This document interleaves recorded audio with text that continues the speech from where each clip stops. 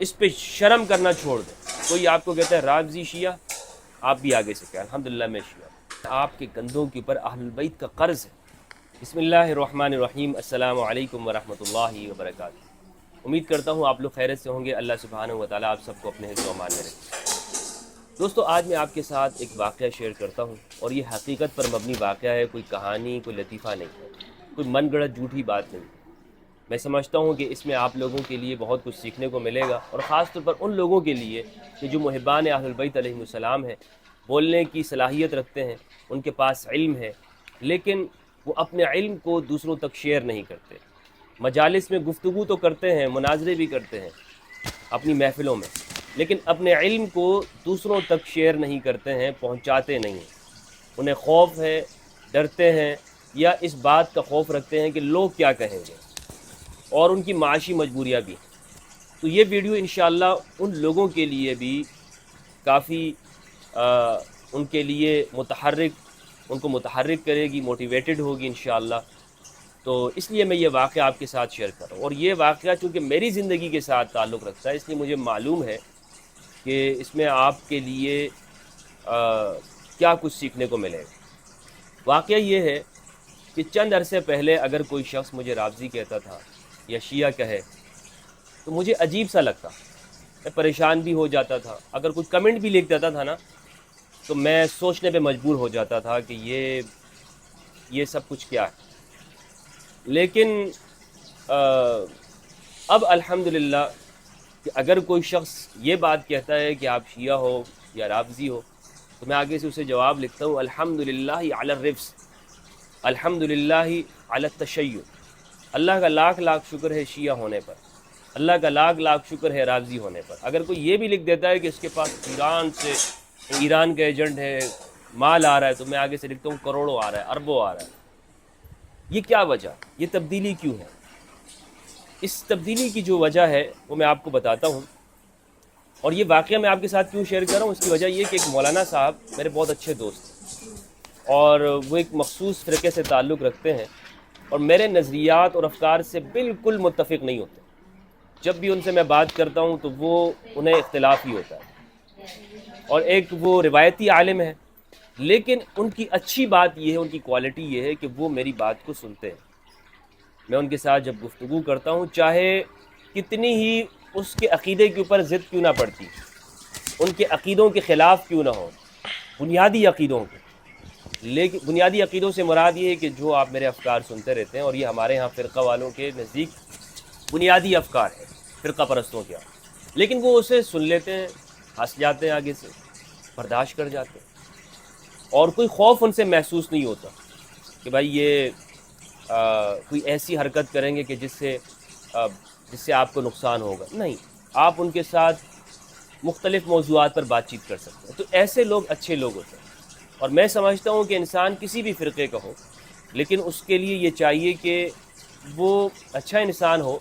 تو آپ اس کے ساتھ بیٹھ سکتے ہیں، اس کے ساتھ بات چیت کر سکتے ہیں۔ تو جو یہ برداشت تو کرتا ہو کہ آپ کو اختلاف کا حق دیتا ہو، وہ یہ نظریہ رکھتا ہو کہ میرے عقائد میرے لیے ہیں، دوسروں کے عقائد دوسروں کے لیے ہیں، اور آپ اس کے ساتھ بیٹھ کر چائے پیتے ہوئے مختلف موضوعات کے اوپر تبادلہ خیال کریں، اور کتنی ہی اس کے عقیدے کے خلاف بات کیوں نہ ہو، لیکن اس کے مزاج پہ بھاری نہ ہو۔ یہ اچھے لوگ ہوتے ہیں۔ تو میں ان سے بات کر رہا تھا، میں نے ان سے پوچھا مفتی صاحب یہ بتائیے کہ میرے بارے میں آپ کے حلقے میں، آپ کے دوست احباب میں، فرقے میں، جماعت میں لوگ میرے بارے میں کیا رائے رکھتے ہیں؟ تو وہ پہلے ہنسے بہت، اور ہنسنے کے بعد انہوں نے کہا کہ یار بات یہ ہے کہ آپ کے بارے میں یہ ہے کہ یہ پکا رافضی ہے، یہ پکا رافضی ہے، شیعہ ہے، غالی قسم کا شیعہ ہے۔ میں نے کہا اچھا، میں نے کہا کیوں اس طرح کی وہ یہ بات کیوں کرتے ہیں؟ اس نے کہا کہ وہ یہ بات اس لیے کرتے ہیں کہ وہ کہتے ہیں، لوگ ان کے حلقے کے لوگ یہ کہتے ہیں کہ ہمدرد صاحب ہر وقت ہر ویڈیو میں اہل البیت علیہ السلام، امام علی، اہل البیت، یہ باتیں کرتے ہیں۔ تو آپ کے پاس اور کوئی موضوع ہی نہیں ہے، بس ہر وقت آپ یہی باتیں کرتے رہتے ہیں، امام علی کی سیرت، ابو طالب علیہ السلام، یعنی اس دائرے سے آپ باہر نہیں نکلتے۔ تو اس لیے وہ کہتے ہیں کہ یہ بندہ شیعہ ہے رافضی، اور دوسرا آپ کے اوپر یہ کہتے ہیں کہ آپ صحابہ کرام رضوان اللہ علیہم کے اوپر اہل البیت کو ترجیح دیتے ہیں، یعنی اہل البیت کا جو مقام و مرتبہ بیان کرتے ہیں، صحابہ کے فضائل کے اوپر آپ کی گفتگو نہیں ہوتی۔ محرم کے دنوں میں آپ شیعوں کے پاس چلے جاتے ہیں تو کافی عرصے سے، تو یہ آپ کا جو رویہ ہے، وہ جو عمل جو ہے، اس سے معلوم ہوتا ہے کہ یہ بندہ پکا رافضی، یہ شیعہ ہے۔ اور پھر آپ نے حضرت ابوبکر رضی اللہ عنہ کے حوالے سے ہجرت کے واقعے پہ آپ نے ویڈیو بھی بنائی۔ میں نے کہا آپ نے جو باتیں کہی ہیں، مجھے یہ بات قبول ہے کہ جو میرے افکار و نظریات ہیں وہ آپ کے سامنے کوئی ڈھکے چھپے نہیں ہیں، میں نے کسی سے نہیں چھپا، حتیٰ کہ وہ دوست احباب جو میرے شیعہ دوست احباب ہیں جن سے میری کبھی ملاقات ہوتی ہے، تو وہ بھی اچھی طرح جانتے ہیں کہ تنہائی کے اندر بھی میں صحابہ کرام خصوصاً حضرت ابوبکر و عمر کی جو تعظیم ہوتی ہے وہ ملحوظ خاطر رکھتا ہوں، ان کا ادب و احترام وہ میں رکھتا ہوں، اور میں ان کی یعنی توہین آپ شاید سمجھتے ہوں کہ تقیتاً میں اپنی یعنی دوستوں کی محفل میں خفیہ ملاقاتوں کے اندر، خفیہ ملاقات سے مراد یہ کہ جو آپ کے سامنے نہ ہو، جو کیمرے پر نہ ہو، اس میں بھی ان کا ادب کروں، اس لیے یہ جو تقیہ کا الزام ہے یہ تو غلط ہے۔ میں نے ان سے یہ عرض کیا، میں نے کہا دیکھ، پہلی بات میں آپ کو بتاتا چلوں، اگر وہ اس بات کے اوپر مجھے شیعہ اور رافضی سمجھتے ہیں جو وجہ آپ بتا رہے ہیں، اور میرے خیال میں عموماً لوگوں کے ذہن میں ایسا ہی ہوگا کیونکہ لوگ اہل البیت کے بارے میں اتنا نہیں جانتے ہمارے سنی محفل میں، اس کی میں وجہ آپ کو بتاتا ہوں۔ تو میں نے ان کو یہ جواب دیا کہ اگر یہ وجہ ہے کہ لوگ مجھے اس وجہ سے اس بنا پر شیعہ اور رافضی کہتے ہیں کہ میں امام علی علیہ السلام کو سب پہ فضیلت دیتا ہوں، ان کو مولا کہتا ہوں، اہل البیت علیہ السلام کے فضائل اور حقوق بیان کرتا ہوں، تو میں نے کہا اس پر اللہ کا لاکھ لاکھ شکر۔ میں نے کہا یہاں میں خوش ہوتا ہوں اس بات کی پر، اب پہلے میں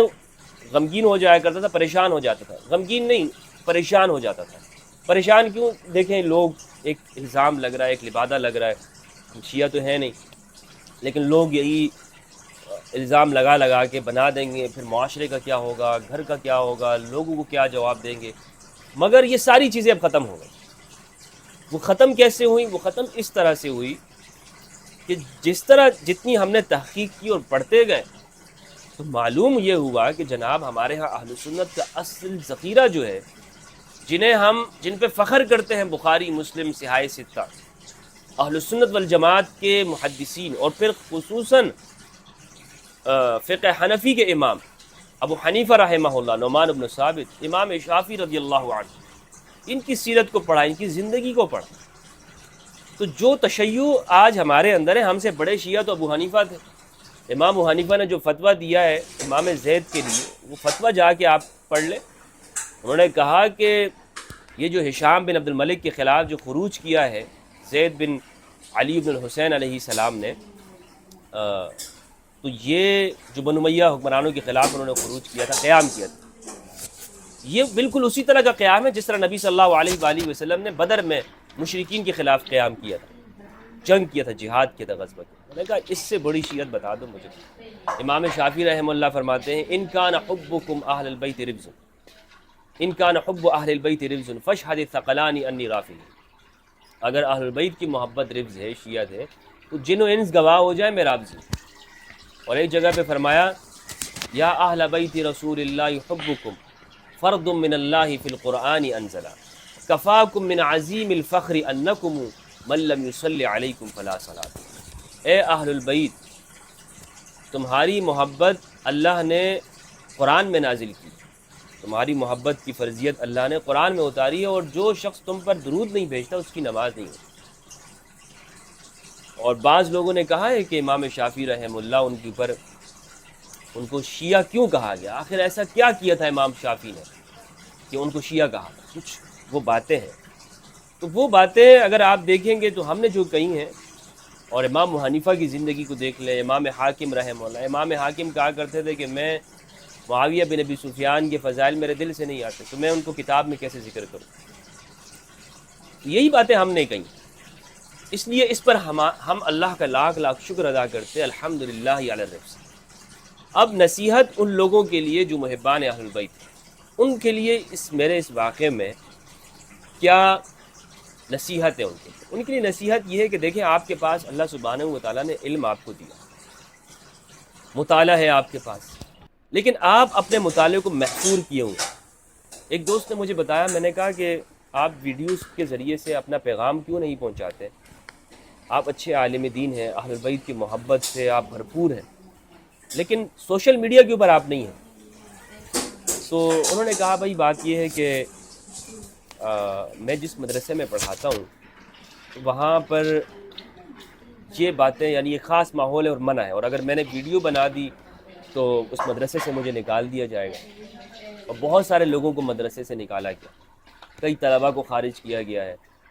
اور بلکہ اگر ہمارے ہاں مدرسے میں کسی کے پاس فلاں مقرر کی کوئی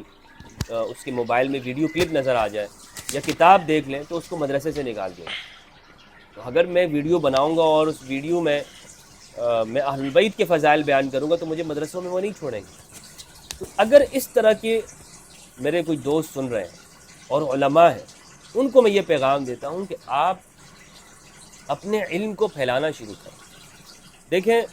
ہر شخص کے ساتھ معاشی مجبوریاں ہوتی ہیں، زندگی ہے، گھر بار ہے، اس کی کچھ اپنی لائف ہے، اور وہ ایک سرکل میں رہتا ہے۔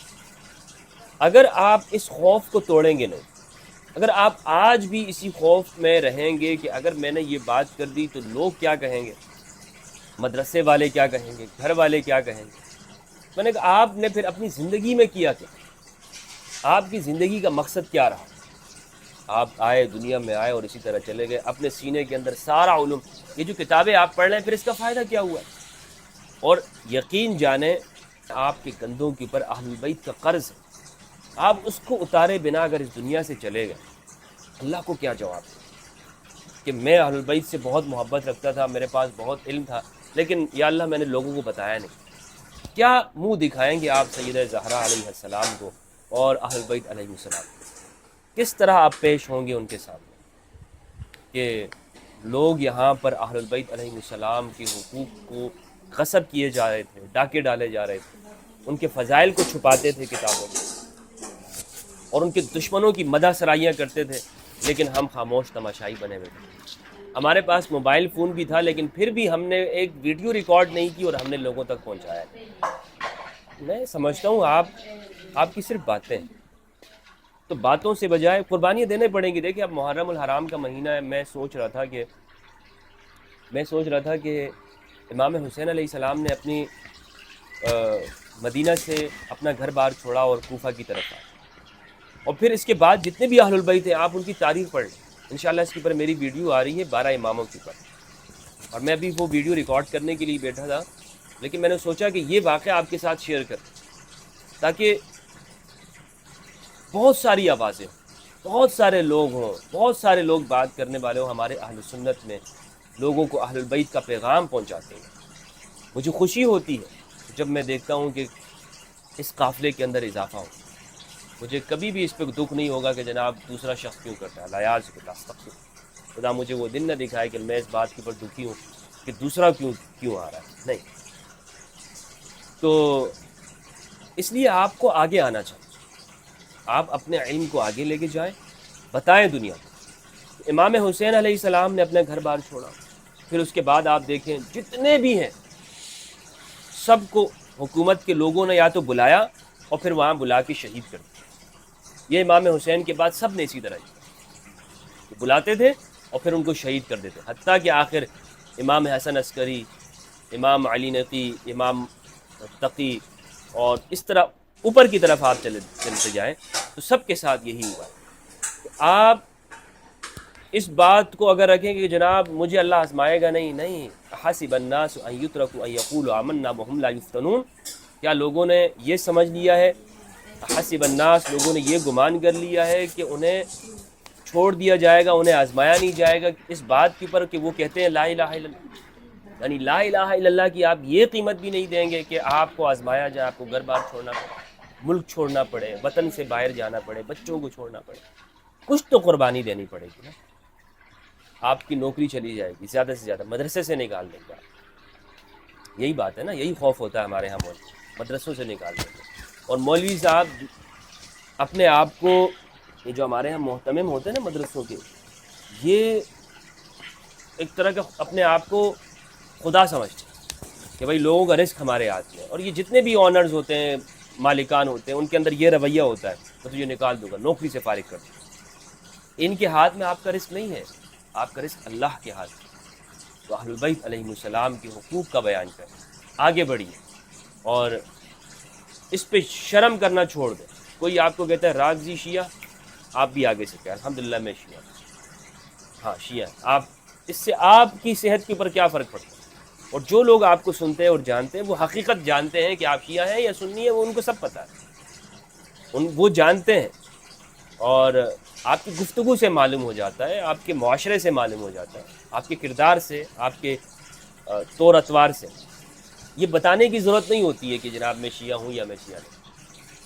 اللہ سبحانہ و تعالی ہم سب کو قرآن مجید میں تدبر کرنے اور اہل بیت علیہ السلام کی معرفت عطا فرمائے۔ والسلام علیکم ورحمۃ اللہ وبرکاتہ۔ ہاں، اگر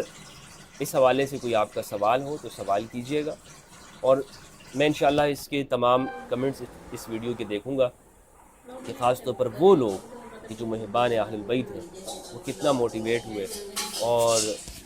آپ لوگ کیا سوچتے ہیں، آپ لوگ کیا سمجھتے ہیں۔ السلام علیکم ورحمۃ اللہ وبرکاتہ۔